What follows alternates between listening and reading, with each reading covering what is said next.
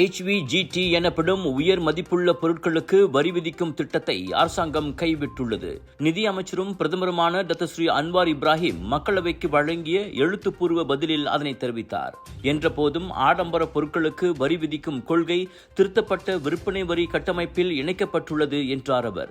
அதாவது ஆடம்பர மற்றும் தேர்ந்தெடுக்கப்பட்ட பொருட்கள் இப்போது 5 விழுக்காடு அல்லது 10 விழுக்காடு வரி விகிதங்களுக்கு உட்பட்டவை. புதிதாக செயல்படுத்தப்பட்ட பல நிதி சீர்திருத்தங்களுக்கு அரசாங்கம் முன்னுரிமை அளிக்க வேண்டியிருப்பதால் HVGT வரி விதிப்பை நிறுத்தி வைப்பதாக பிரதமர் கடந்த பிப்ரவரியில் தெரிவித்திருந்தார். இந்த வரி பார்க்க போனால் கடந்த ஆண்டு மே 1ஆம் தேதியே அமலுக்கு வந்திருக்க வேண்டும்.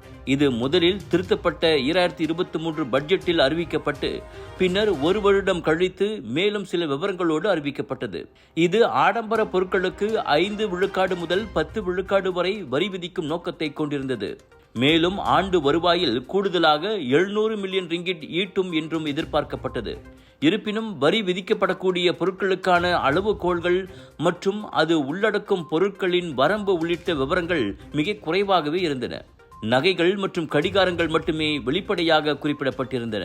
புதிய இடம், புதிய தோற்றம், புதிய அல்டிமேட் டிஸ்கவுண்ட்ஸ், புதிய artist line up, millions of choices, நம்ப முடிய ஆச்சரியங்கள் நிறைந்த சவுதர்ன் இன்டர்நேஷனல் இந்தியன் எக்ஸ்போ, அனைத்துலக மாசான இந்திய விற்பனை திருவிழா. உங்களுக்காக இதை பிரம்மாண்டமாக வழங்குவது கலர்ஸ் ஆஃப் இந்தியா. 30 ஜூலை தொடக்கம் 3 ஆகஸ்ட் வரை டாப் அண்ட் ஷாப்பிங் சென்டர் ஜோஹர்பாருவில் 10 ஃபெஸ்டிவல்ஸ் ஒரே இடத்தில். Food festival, sari festival, divine festival, wedding festival எல்லாம் உண்டு. Get ready for Shopping Expo in Top End Shopping Center, Johorbaru.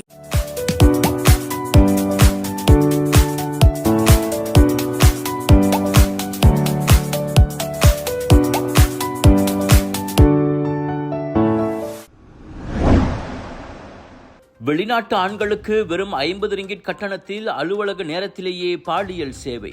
Kuala Lumpur Jalan Tun தான்சியூசின் பகுதியில் இயங்கி வரும் 2 விபச்சார விடுதிகளின் அந்த நடவடிக்கை குடிநுழைவுத்துறையின் சோதனையில் அம்பலமானது.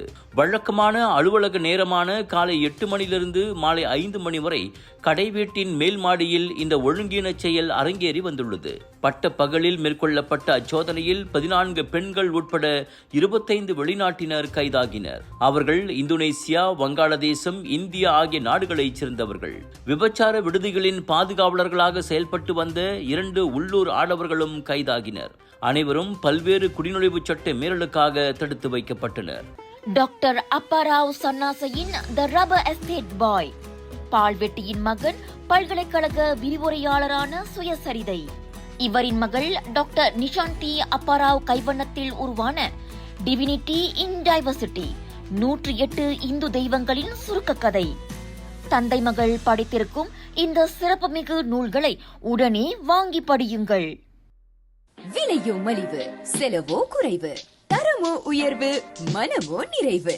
மக்களின் தேர்வு என்ரிகோஸ் முழு ஆடை சத்துள்ள பால்மாவு.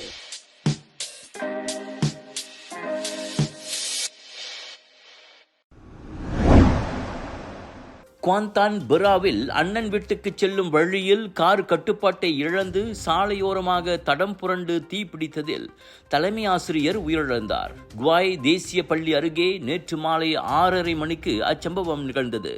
தெமுர்லோவைச் சேர்ந்த 59 வயது முகமது சப்ரி பாக்கார் சம்பவ இடத்திலேயே பலியானார்.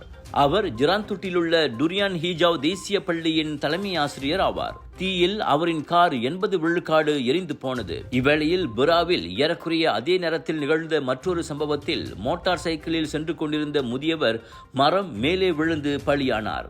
அவர் 65 வயது காமார் செமான் என அடையாளம் கூறப்பட்டது. இந்த இருவரின் சடலங்களும் சவ பரிசோதனைக்காக பெரா மருத்துவமனைக்கு அனுப்பப்பட்டன. Sunshine Kids, the place where your kids shine, the fastest growing, award-winning, best preschool chain in the town. Welcome to our preschool, where learning meets fun. Our preschool provides a nurturing environment for young learners to thrive. www.sunshinekids.com.my உடற்பயிற்சி பாடத்திற்கு வராமல் மட்டம் போட்டதாக திட்டியதால் சினமடைந்த 2ஆம் படிவ மாணவன் ஆசிரியரை முகத்தில் குத்திய சம்பவம் பரபரப்பை ஏற்படுத்தியுள்ளது. காஜாங்கில் உள்ள ஓர் இடைநிலைப் பள்ளியில் நேற்று முன்தினம் இச்சம்பவம் நிகழ்ந்ததாக பாதிக்கப்பட்ட 29 வயது ஆசிரியர் போலீசில் புகார் செய்தார். திடலுக்கு ஏன் வரவில்லை என ஆசிரியர் கேட்டதால் அதிருப்தி அடைந்த 14 வயது அப்பையன் அவருடன் வாக்குவாதத்தில் ஈடுபட்டான். அது கைகலப்பாக மாறி ஒரு கட்டத்தில் ஆசிரியரை மிரட்டியவன் திடீரென அவரின் முகத்தில் ஓங்கி குத்தினான். சுற்றியிருந்த மற்ற ஆசிரியர்களும் மாணவர்களும் இதனால் அதிர்ச்சி அடைந்தனர். அதன் வீடியோவும் சமூக ஊடகங்களில் வைரலாகியுள்ளது. இதையடுத்து காஜாங் வட்டாரத்தில் கைது செய்யப்பட்ட அம்மாணவன் விசாரணைக்காக 2 நாட்கள் தடுத்து வைக்கப்பட்டான். இன்று காஜாங் நீதிமன்றத்தில் அவன் குற்றம் சாட்டப்பட உள்ளதாகவும் போலீஸ் கூறியது. உங்கள் சிறந்த ஆரோக்கியத்திற்கு அளவான எண்ணெயுடன் சிறந்த முறையில் தயாரிக்கப்பட்ட சைவம் அசைவத்திற்கும் பொருந்தும் சூப்பர் ஊறுகாய், பச்சை கொடி சிவப்பு மீன் சின்னம் கொண்ட ஸ்ரீ மீனாட்சி ஊறுகாய். கிழக்கு ஜெர்மனியில் பயிற்சியில் ஈடுபட்டிருந்த அந்நாட்டு ஆயுதப்படையின் விமானம் ஆற்றில் விழுந்து விபத்துக்குள்ளானதில் குறைந்தது 2 உயிரிழந்தனர். மேலும் ஒருவரை காணவில்லை என ஜெர்மனி தற்காப்பு அமைச்சு கூறியது.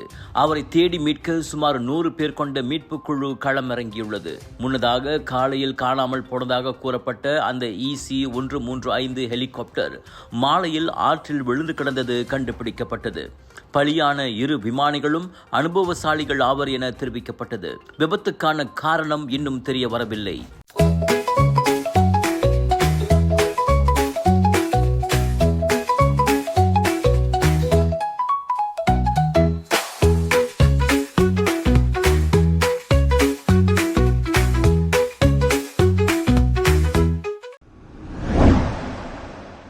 ரஷ்யாவின் கிழக்கு கடற்கரையில் 8.7 ரிக்டர் அளவிலான நிலநடுக்கம் ஏற்பட்டதை தொடர்ந்து அமெரிக்கா அலாஸ்காவின் சில பகுதிகள் சுனாமி எச்சரிக்கையின் கீழ் வைக்கப்பட்டுள்ளன. அதே நேரத்தில் அமெரிக்க மேற்கு கடற்கரை முழுவதுக்கும் ஹவாய் மாநிலத்திற்கும் சுனாமி எச்சரிக்கை விடப்பட்டுள்ளது. இந்த நிலநடுக்கம் ஹவாய் நேரப்படி பிற்பகல் 1:24 மணிக்கு கிழக்கு ரஷ்ய கடற்கரையிலிருந்து கிழக்கே சுமார் 85 மைல் தொலைவில் ஏற்பட்டது. அந்த அளவிலான நிலநடுக்கம் மையப்பகுதியிலிருந்து வெகு தொலைவில் உள்ள கடலோர பகுதிகளுக்கு கூட பேரழிவை ஏற்படுத்தும் சுனாமியை தூண்டியிருக்கலாம் என பசிபிக் சுனாமி எச்சரிக்கை மையம் கூறுகிறது. அவ்வகையில் வடமேற்கு ஹவாய் தீவுகள் மற்றும் ரஷ்யாவின் சில கடற்கரைகளில் அலை மட்டத்திலிருந்து 9 அடிக்கு மேல் சுனாமி அலைகள் ஏற்பட வாய்ப்புள்ளதாக நிலநடுக்கத்தின் ஆரம்ப தரவுகள் தெரிவிக்கின்றன. ஹவாய், ஜப்பான் மற்றும் குவாமின் சில கடற்கரைகளில் 3 முதல் 9 அடி அல்லது 1 முதல் 3 மீட்டர் உயரத்திற்கு அலைகள் ஏற்பட வாய்ப்புள்ளது.